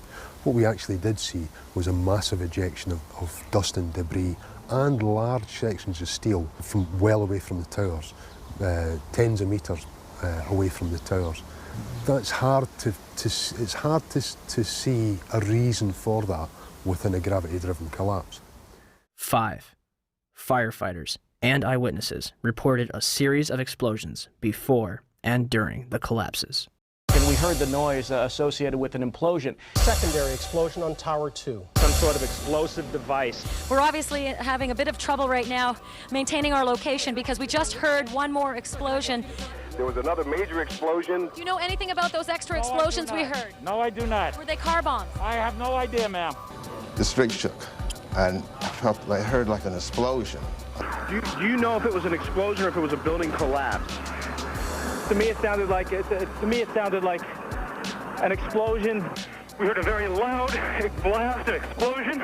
They were taking photographs and securing this area just prior to that huge explosion that we all heard and felt. Not clear now is why this explosion took place. When there was some sort of collapse or explosion. From street level, as though it had exploded up, a giant rolling ball of flame, and the firefighters screamed, "Run!" There was this blast of warm air. It wasn't hot. It was warm. And it picked me up and threw me up against the wall of the building that was... You were picked up off the ground? Physically picked up off the ground. I remember an explosion. At that point, I got knocked out. I don't remember anything. Then I got up, and I looked out the window because the windows exploded, and the street below caved in. And at that point, there was like fireballs coming up. An hour later than that, we had that big explosion from much, much lower. I don't know what on earth caused that. 15 minutes after they made their entry, we heard a boom. I don't know if that was the infrastructure that was going or another explosion. Again, there has been a second explosion. John, just seconds ago there was a huge explosion, and it appears right now the second World Trade Tower has just collapsed. All of a sudden I heard rumbling and we all started running away from it. The glass blew out and threw me onto the sidewalk, and I couldn't see for 20 seconds. It was like holy hell coming down them stairs. And then when we finally got to the bottom, they were coming out on a mezzanine level there. And another explosion came right from it, just everyone flying. We stuck on the stairs for a while. We finally got down to the lobby. Then we get to the lobby, it was this big explosion. So I was real lucky. I don't know what happened to the people behind me when that blast occurred. And was actually on the 78th floor of the second tower, and was evacuating the tower, and experienced all these explosions and made his way back down. We presume because of the initial explosion, there may have been secondary explosions as well that were detonated in the building by these terrorists. There was a secondary explosion, probably a device either planted before or on the aircraft that did not explode until an hour later. I heard a second explosion and another rumble and more smoke and more dust. I ran inside the buildings, the chandeliers shook, and again, black smoke filled the air. Within another 5 minutes, we were covered again with more silt and more dust. And then a fire marshal came in and said we had to leave because if there was a third explosion, this building might not last. Eyewitnesses also reported that explosions had taken place in lower levels of both the North and South Tower. Here it comes. They were having coffee in the World Trade Center when the first plane struck. And all of a sudden it sounded like, I don't know where the subway is, but it sounded like a subway collision, a bomb, and it was just pounding, boom, boom, boom, and I literally thought the subway had exploded. And the ladies that are with me were in the World Trade Center in the first building and escaped through the lobby where they report they believe there was a bomb in the lobby. Just get out of the tunnel in the blue. The subway tunnel? Yeah. Yes, I was right there. I was down in the basement, came down, all of a sudden the elevator blew up, smoke. I dragged the guy out, his skin was hanging off, and I dragged him out, and I helped him out to the ambulance. And when I got up to the concourse level, it was just like you know, like gunfire, and then just 3 big explosions. And even the turnstile was burnt and was sticking up, and they just told us to run. I heard the first explosion, and the elevator blew up. And as we were coming out, we passed the lobby. There was no lobby. So I believe the bomb hit the lobby first, and a couple of seconds then the first plane hit. Firefighter John Schroeder arrived in the lobby of the North Tower shortly after the first plane struck. So we're standing there in the lobby, we're getting all together. All of a sudden, we hear... I look down to my right, and the elevators exploded, something out of like a Bruce Willis Die Hard movie. People just come running out of the elevators on fire, fireballed. I mean, it was like, what is going on here? There's something's up here. I mean, the plane's up there, now there's fire down here. People run around all on fire. This is crazy. So we were heading up to the 24th floor of the stairwell, and all of a sudden we heard, Mayday, Mayday, second plane, second plane. Swift, we're looking at each other like, come on, second plane? There's no way there's a second plane. Within seconds, our building got rocked. We got bounced around in the stairwell like pinballs, man. And we just said, you know what? Time to go. We got down to the lobby, and everything was blown out, exploded. Everything was... And we were the only ones in the lobby now. We're going, wait a second here. Where is everybody? Because the building was coming down the outside. They moved the command post to World Trade Center, too. So now we're like, we didn't get no, where is everybody? We were in the lobby. It looks like everything was exploded. Everything was gone. We're like, what is going on here? We didn't know. We were like, this is crazy. But for every window in the lobby to be exploded, I mean, them windows were like as thick as forget it. They were 2-3-inch glasses. You know, come on. They exploded out of the lobby. You know, something. It wasn't from the jet fuel. No way. The elevators exploded. They were down from the lobby. The lobby was over here. That should never have happened. Something would happen there, and that wasn't. We came down. It looked like a bomb went off in the lobby.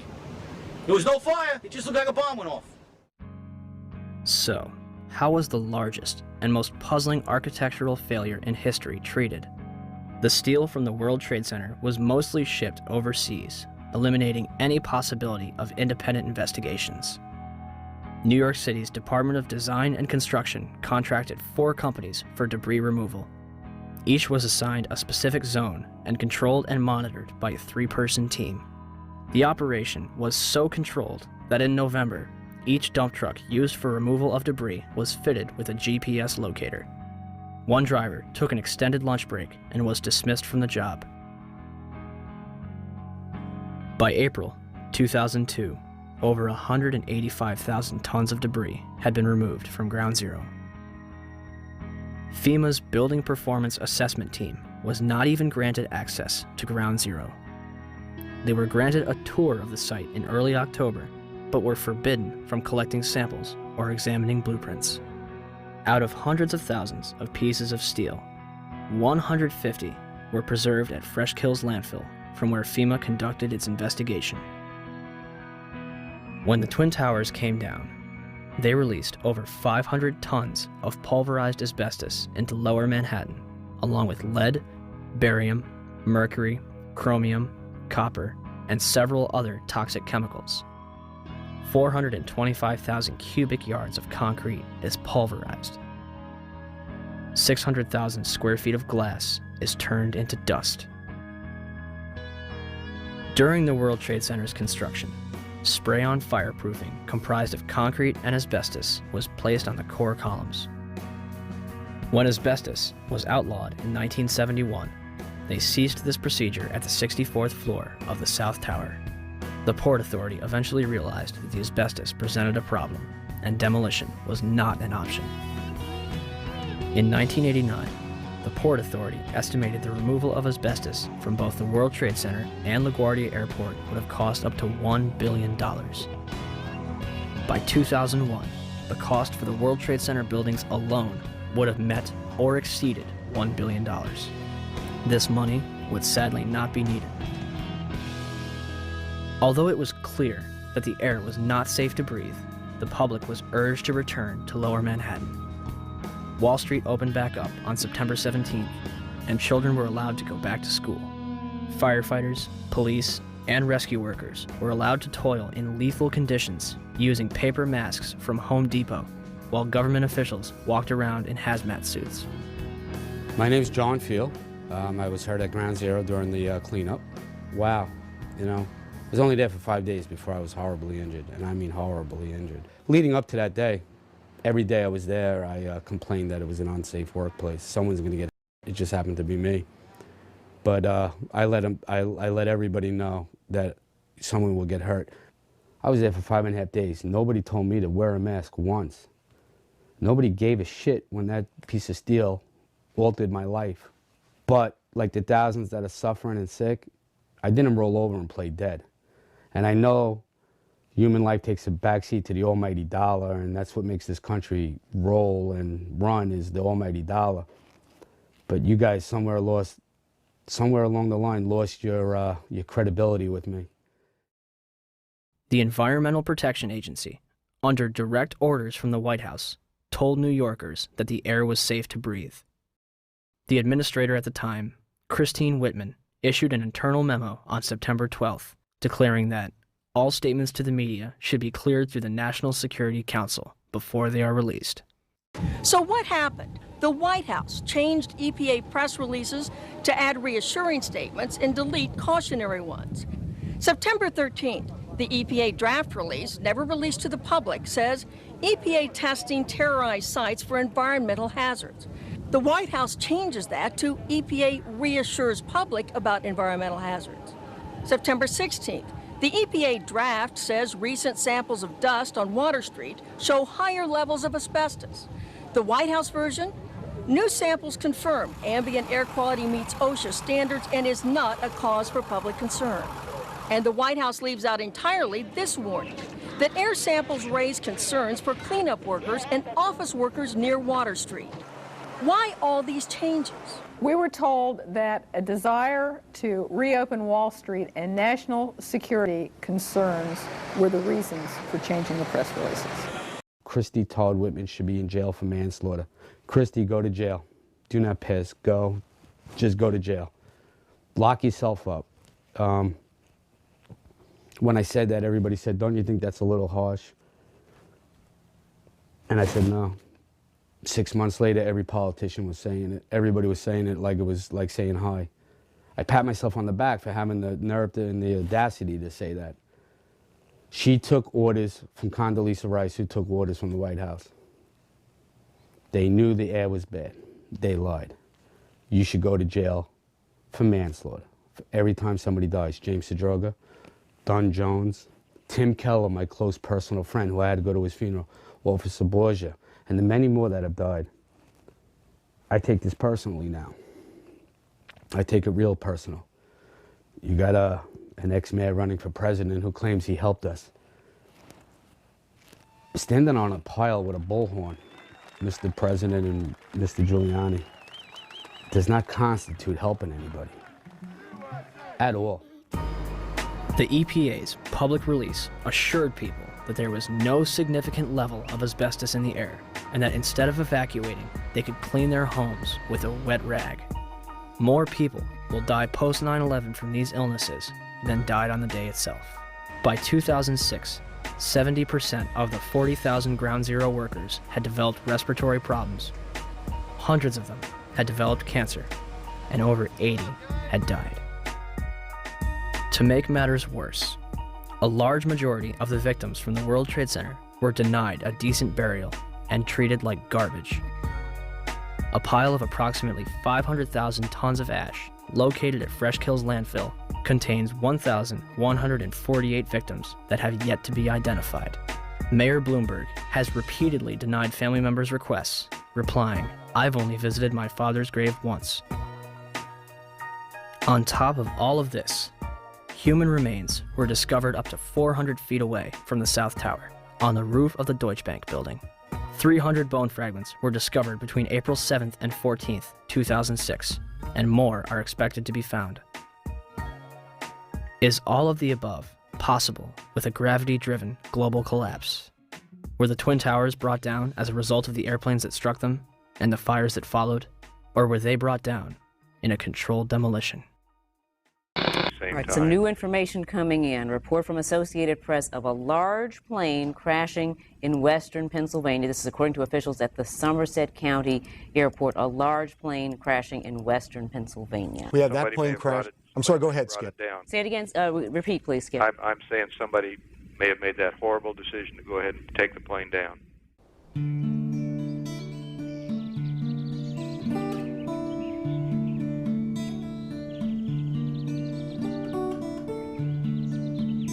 (10:03 a.m.) Shanksville, Pennsylvania. United Airlines Flight 93 allegedly plows into an abandoned strip mine at 580 miles per hour. 20 minutes flying time from Washington, D.C.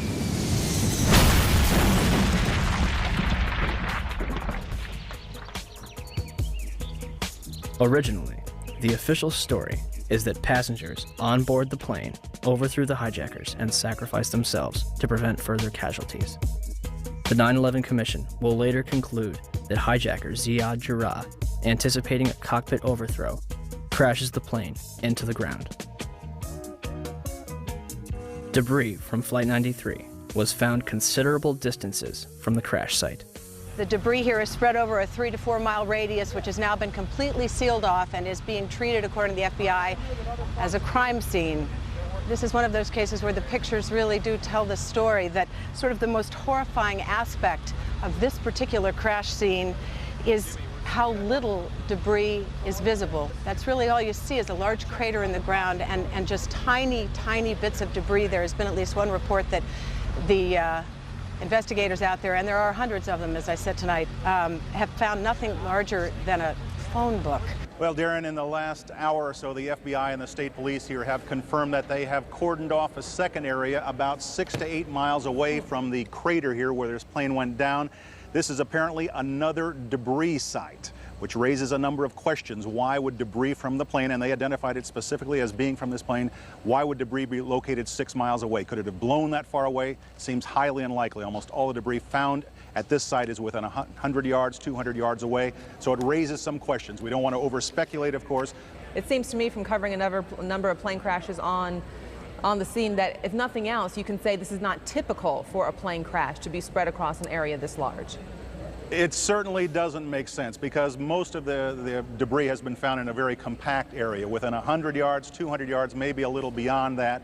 And then all of a sudden they're telling us 6 miles away they have another concentration of debris. They say it's very small pieces. Most of these are very small pieces. Most of the pieces here are no bigger than the size of a briefcase, they say, and the pieces 6 miles away, maybe even smaller than that.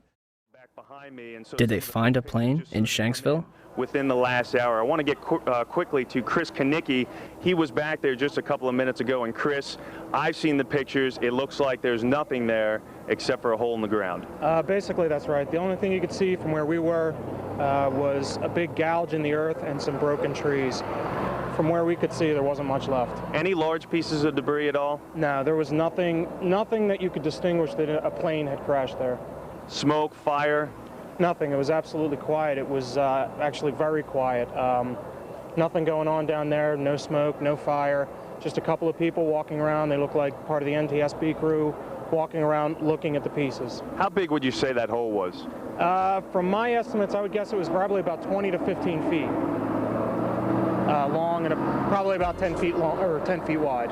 What could you see on the ground, if anything, other than dirt and ash? And you couldn't see anything. You could just see dirt, ash, and people walking around, broken trees.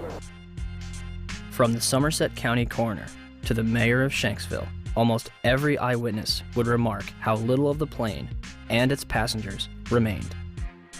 But when I got there, I wondered to myself, where is it? There was just, the plane was just totally disintegrated. The only thing we didn't see were people. Nothing to indicate that that there was even anybody on the plane. I remember asking a state trooper that was there to be sure, is that where the plane went down? It was so hard to tell because there was nothing around. The Pennsylvania state website puts it best. It is difficult to believe that a 757 plunged into the ground with such force that the plane literally disintegrated and created a still, smoldering crater. Is there any historical precedent for for a commercial airliner disintegrating upon impact. The emergency services realize their task is hopeless. John Heavey and his team confront the horror of the scene. The twisted wreckage of 191 lies scattered for hundreds of meters. Debris has smashed into the trailer park, destroying 5 homes. In 1988, Pan Am 103 exploded in mid-air over the town of Lockerbie in Scotland, killing 270 people. Terrorists checked a bag containing a bomb into the hold, but didn't board the plane. The sea below them is on fire.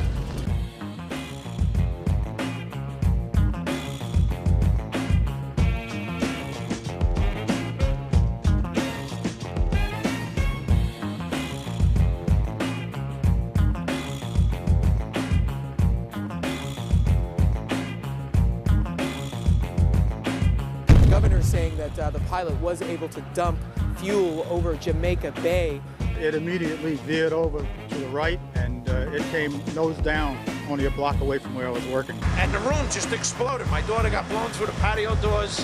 My wife got blown into the living room, and I got blown out the patio doors behind my daughter. Several blocks away from the primary crash scene, the aircraft may have been rocked by vibrations severe enough to knock the engines off the wings. Jim, let me just tell our audience what you're looking at. These are from Jamaica Bay. This is clearly a part of the plane. Yes, that would be the horizontal stabilizer, the vertical tail fin on the back of the airplane.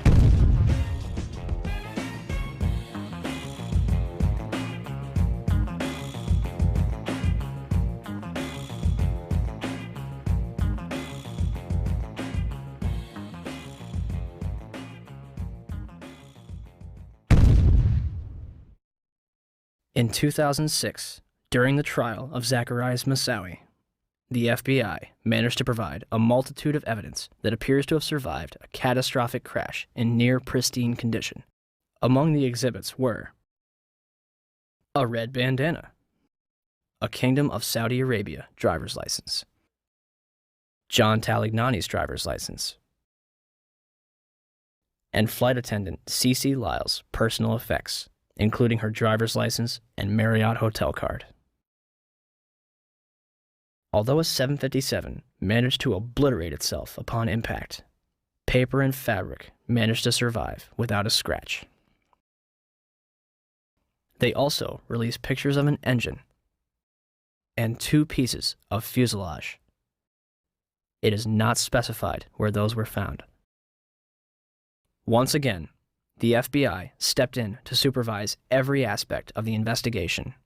They repeatedly denied family members' requests to listen to the cockpit voice recorder. The FBI gave in on April 18, 2002, as long as the victims' relatives didn't talk about it. And for some reason, the last 3 minutes were unaccounted for.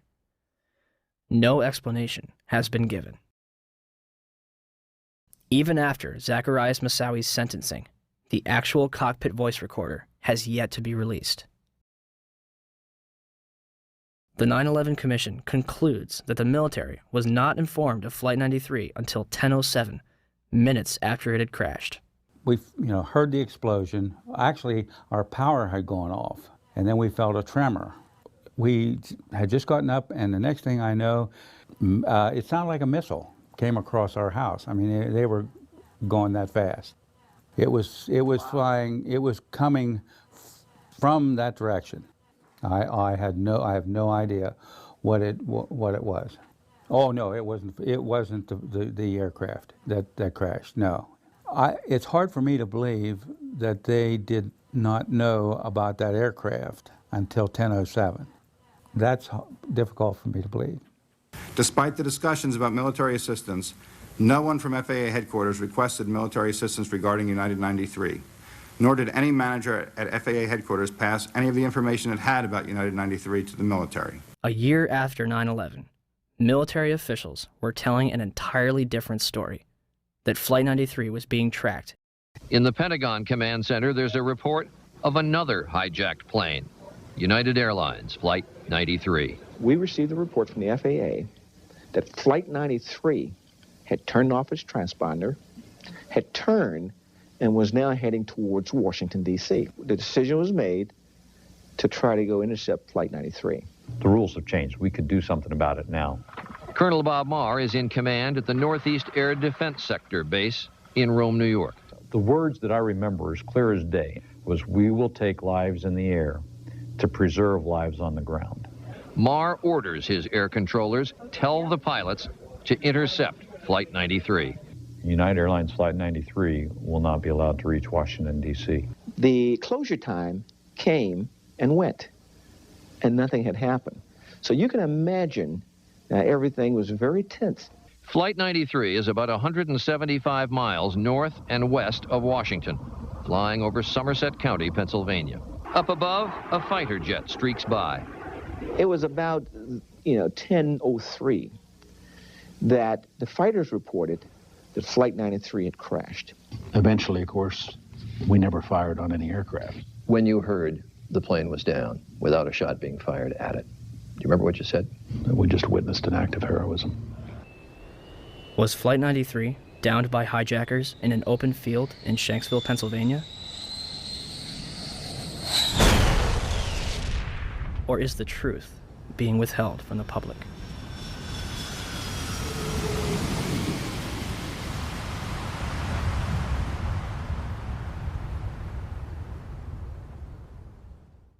I want to tell you that we are getting word from New York right now that another building has collapsed. I understand that this is a 47-story building. It's Building 7 of the World Trade Center, we understand, has collapsed in New York, and there you saw a video of it. Now, whether we don't even know whether this was something that was engineered for safety reasons or it just happened.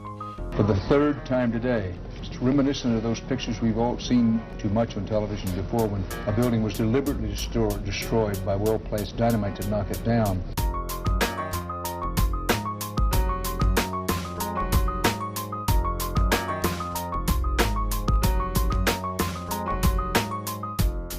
In 1984, construction began on World Trade Center Building 7, a 47-story office building, 570 feet tall, and 300 feet away from the North Tower. It opened to the public in 1987 and housed offices for Department of Defense, Securities and Exchange Commission, and the Internal Revenue Service. Building 7 was considered the Central Intelligence Agency's largest station outside of Washington, D.C., and was also the Secret Service's biggest field office. Numerous cases would be closed due to its destruction. On June 8, 1999, Mayor Rudolph Giuliani's Office of Emergency Management Command Center on the 23rd floor is opened. The command center on the 23rd floor is bulletproof and bomb resistant, with its own air supply and generators. It's linked to city airports, the Coast Guard, and the Pentagon. Computers will soon have detailed blueprints of every major building in New York City, as well as evacuation routes.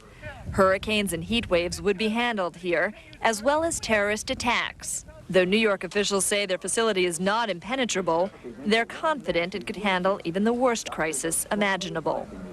Deborah Fayerick for CNN, New York.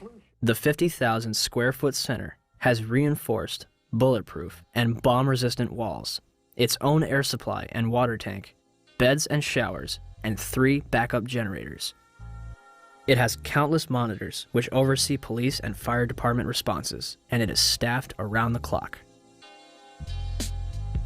Hours before the first plane would strike the World Trade Center, Building 7's alarm system would be placed on test status at 6:47 a.m. for a scheduled period of 8 hours. This normally occurs during maintenance, and any fire alarms from the building are disregarded. After the second plane strikes the South Tower, the building's power is shut off and its tenants are evacuated. The major fires in World Trade Center 7 were as follows. On the east face, between floors 11 and 12. On the north face, on floors 7 and 12.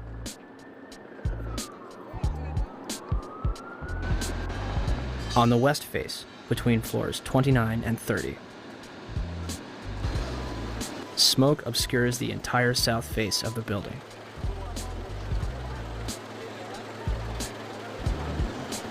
By 3 p.m., Chief Daniel Nigro of the FDNY had set up a collapse zone around Building 7. After 4 p.m., news outlets began reporting that the building had collapsed. We are getting information now that one of the other buildings, Building 7 in the World Trade Center complex, is on fire and has either collapsed or is collapsing. We've got some news just coming in, actually, that the Salomon Brothers building in New York, right in the heart of Manhattan, has also collapsed. Now, more on the latest building collapse in New York. You might have heard a few moments ago I was talking about the Salomon Brothers building collapsing, and indeed it has. Apparently that's only a few hundred yards away from where the World Trade Center towers were. And it seems that this was not a result of a new attack. It was because the building had been weakened during this morning's attacks. We'll probably find out more now about that from our correspondent, Jane Stanley. Presumably there were very few people in the Salomon building when it collapsed. I mean, there were, I suppose, fears of possible further collapses around the area. That's what you would hope, because this whole downtown area behind me has been completely sealed off and evacuated, apart from the emergency workers. That was done by the mayor, Rudy Giuliani.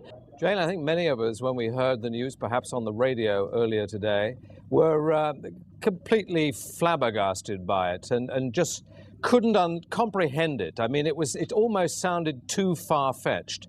I was wondering what it's felt like for you being in Manhattan.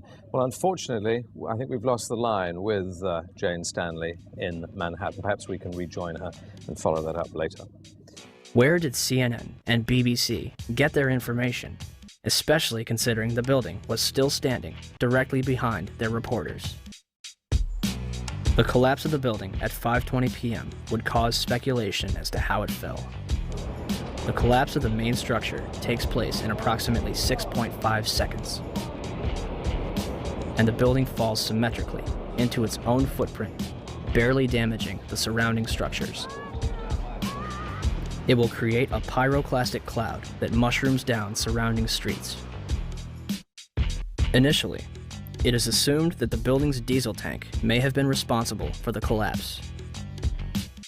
The Federal Emergency Management Agency's report in 2002 will state that the specifics of the fires in WTC 7 and how they caused the building to collapse remain unknown at this time. FEMA does analyze the collapse of Building 7, but then they say our best hypothesis has only a low probability of occurrence. This needs further investigation, and I certainly agree with them on that. Then NIST has handed the ball. It's kind of a hot potato. Okay, NIST, you explain the collapse of World Trade Center 7, this rapid, straight-down collapse of this 47-story skyscraper. Sadly, by this time, virtually all structural steel from Ground Zero had been recycled, and no steel was recovered from Building 7 for investigation. As of this date, NIST is still working on their final report. NIST decoupled the study of the collapse of Building 7 from the analysis of the collapse of the towers. So now it's sitting over here. The report on the collapse of Building 7 from NIST is long overdue. We're still waiting for it, hoping they have an explanation. We are looking at it. There's actually a very good write-up recently from Controlled Demolition Experts, which you probably ought to read. We haven't finished the investigation yet, so I'm not at liberty to talk about any intermediate findings. The collapse is assumed to be caused by a combination of fire and structural damage. Did any other surrounding buildings suffer a complete collapse at near freefall speed? Building 3, a 22-story building directly below the Twin Towers, was split in half by the South Tower's collapse. Although the building was severely crushed by falling debris, the structure remained standing. Building 4, a 9-story building east of the South Tower, was almost completely destroyed. The remaining structure did not collapse. Building 5, a 9-story building east of the North Tower, suffered from severe fires and structural damage. Building 6, an 8-story building between the North Tower and Building 7, suffered a giant gouge in its roof and severe fires. Neither Building 5 or 6 suffered global collapse. Neither did the Deutsche Bank building, which stands to this day and is currently being demolished beam by beam. Neither did the Millennium Hotel across the street. Building 7 burns over a number of floors and suffers structural damage to its south face before collapsing completely to the ground. Did anything occur inside the building that might cause a collapse? We started walking down the stairs. We made it to the 8th floor. Big explosion. Flew us back into the 8th floor. And I turned to Hesh. I said, this is it. We're dead. We're not going to make it out of here. And we have Frank Ucciotto back on the phone with us, Brenda, with some New York City officials. Frank, go ahead. That's right. I'm standing here right now just off Broadway by City Hall with Michael Hess, who is the city's corporation counsel. Mr. Hess, you were trapped in, I believe, 7 World Trade Center. Go ahead, sir. Yes, I was. I was up in the Emergency Management Center on the 23rd floor, and when all the power went out in the building, another gentleman and I walked down to the 8th floor where there was an explosion, and we've been trapped on the 8th floor with smoke, thick smoke all around us for about an hour and a half. But the New York Fire Department, as terrific as they are, just came and got us out. Their experience is mentioned by NIST's interim report on Building 7. However, the authors claim it is the collapse of the North Tower. The glass on the ground floor was not even blown out. Would debris and smoke rushing up the stairway be described as an explosion? So, we have a 47-story steel-framed skyscraper, which housed various government agencies and numerous important documents, damaged less than the other World Trade Center buildings. At 5:20 p.m., all structural elements inside Building 7 simultaneously fail, and it collapses symmetrically, imploding into a pile of rubble.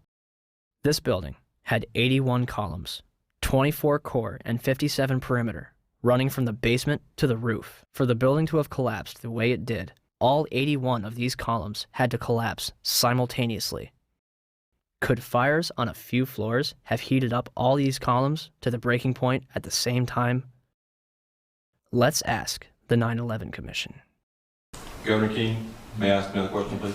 At 5:20 p.m. on September 11th, World Trade Center building number 7, 47-story modern frame steel skyscraper that no plane hit, collapsed into a neat little pile onto itself and exhibiting all the characteristics of controlled demolition. FEMA, in their investigation, didn't say that. They said that fire must have knocked it down, but they couldn't figure out how. Video evidence shows what appears to be explosive squids going up the side of the building from south to north or from bottom to top as the building collapsed. There was molten metal found in the basement of that building at temperatures that exceeded anything normal fire could cause. With all the confusion about what happened to Building 7, why is there not a word about the collapse of that building in the 911 Commission report? We didn't see any evidence of the kind of thing you're talking about. We thought that was part of the tragedy of 9/11. That building collapsed later on. There was not a loss of life in that building. And it was not part of our report. Not part of the report. Thank you, sir. Governor? Yeah. So for the 9/11 Commission to totally ignore that, I think is unconscionable and shows that they did not do a thorough job. Did Building 7 collapse because of damage from the falling North Tower? Or was it also a controlled demolition?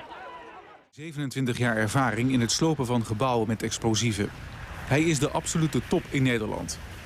Zijn reactie op de beelden die we laten zien is onbevangen. Zie je vanaf boven gaan? Nee, je gaat vanaf onder. Die gaat vanaf onder, ja. Toch? Ja. Ze hebben gewoon kolommen weggeblazen. Er is nagesprongen. Dit valt anders dan het World Trade Center. Vind je niet dan?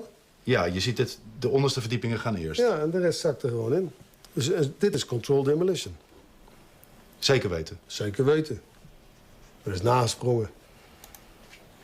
Dit is in opdracht gebeurd. Dit heeft een team gedaan van experts. Maar dit is ook op 11 september gebeurd. Dezelfde dag? Dezelfde dag. Dezelfde dag? Weet je dat zeker? Ja.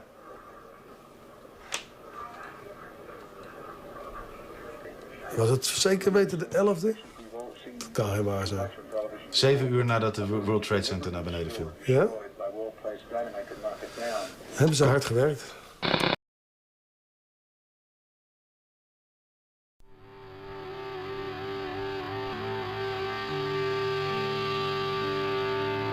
In the aftermath of 9/11, citizens and politicians alike would demand that steps be taken to ensure such attacks never happen again. In late January 2002, Senate Majority Leader Tom Daschle receives calls from both President Bush and Vice President Dick Cheney, urging him to limit the investigation to the House and Senate committees.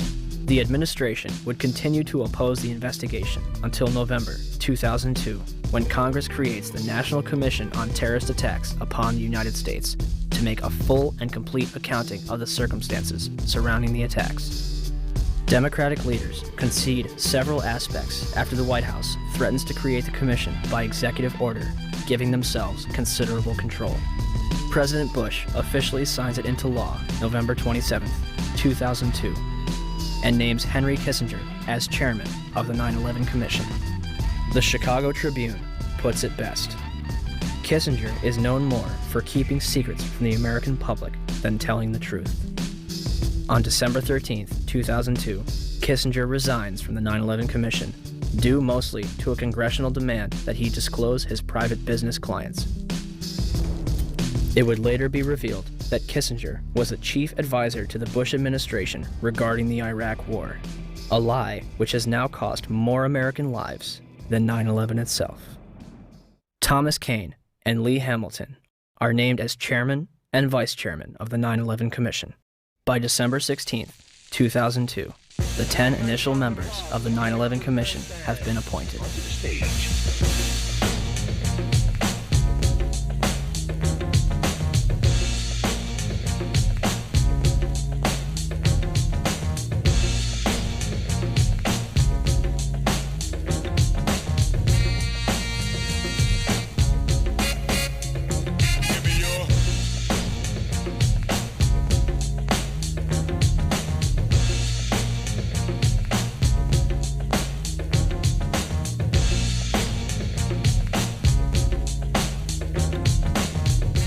And the man missing from this picture? Philip Zelikow, Executive Director. He would shape both the commission and its final report.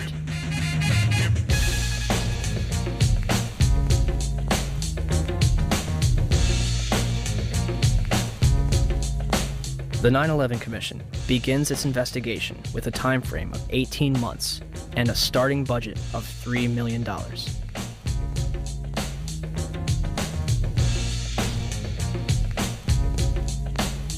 January 27, 2003. The 9/11 Commission holds its first hearing in Washington, D.C. Vice Chairman Lee Hamilton will claim a few days later, "We're not interested in trying to assess blame. We do not consider that part of the Commission's responsibility." March 26, 2003. The Bush administration denies the Commission's request for an additional $11 million in funding. 3 days later, the Commission is offered $9 million, and they accept. In April 2004, President Bush agrees to testify before the 9/11 Commission, but only if Vice President Dick Cheney joins in. Why did they insist on appearing together? The 9/11 Commission wants to ask us questions. That's why we're meeting, and I look forward to meeting with them and answering their questions. I was asking why you're appearing together rather than separately, which was their request. Because it's a good chance for both of us to answer questions that the 9/11 Commission is looking forward to asking us, and I'm looking forward to answering them. On April 29, 2004, behind closed doors, President Bush and Vice President Dick Cheney appear together before the 9/11 Commission for approximately 3 hours. They are not placed under oath, their testimony is not recorded, and the Commission's notes are subject to White House censorship. President, as you know, a lot of critics suggested that you wanted to appear jointly with the Vice President so that you two could keep your story straight or something. Yeah. Could you tell us what you think of the value of appearing together and how you would answer those critics? Yeah, first of all, look, I mean, if we had something to hide, we wouldn't have met with them in the first place. I came away good about the session. I think they found it to be useful. Yeah, Adam. Mr. President, Yes. don't you think that the families deserve to have a transcript or to be able to see what Adam, you you said? asked me that question yesterday. For an I answer got the today. same answer, yeah. May 19, 2004, Rudolph testifies before the 9/11 Commission. We will now hear from our first witness, the very distinguished former mayor of New York City, Rudy Giuliani. Mayor Giuliani, would you please rise and raise your right hand so I can place you under oath? And the fact that so many of them interpreted it that way kept a much calmer situation and a much better evacuation. These people.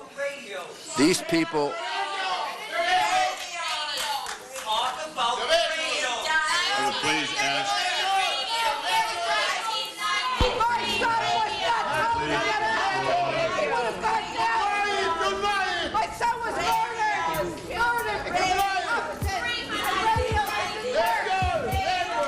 Simply wasting time at this point, which should be used for questions. Please. Thomas Paine and Lee Hamilton will later claim in their book, Without Precedent, that they were too soft on Mayor Giuliani. One of the questions they failed to ask was who warned him that the South Tower was going to collapse. Mr. Mayor, can you hear me? I can, Peter. Are you talking about did you go immediately to the Office of Emergency Management? I went down to the scene and we set up headquarters at 75 Barclay Street, which was right there with the police commissioner, the fire commissioner, and we were operating out of there when we were told that the World Trade Center was going to collapse, and it did collapse before we could actually get out of the building. Who didn't warn everyone in the building? I admire that greatly, and I think that may dead. May very well be one of the reasons for your leadership and your cooperation with this commission. Let's ask the real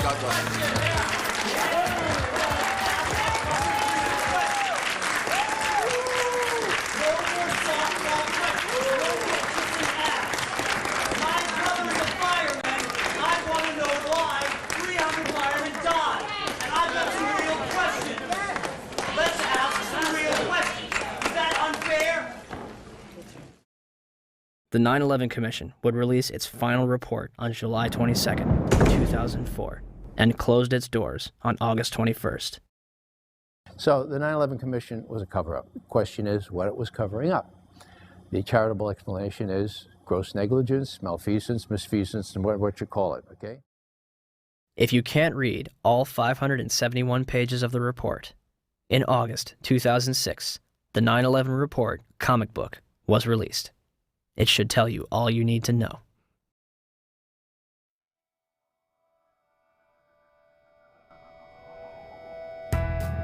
On the morning of September 11th, 19 Arabs boarded 4 commercial airliners at 3 different airports and crashed them into the World Trade Center and the Pentagon, with 0 military intervention. Or, we have been and continue to be lied to about the events of September 11th, and that elements within the United States government and mainstream media continue to cover up the truth. These are the same people that lied about weapons of mass destruction.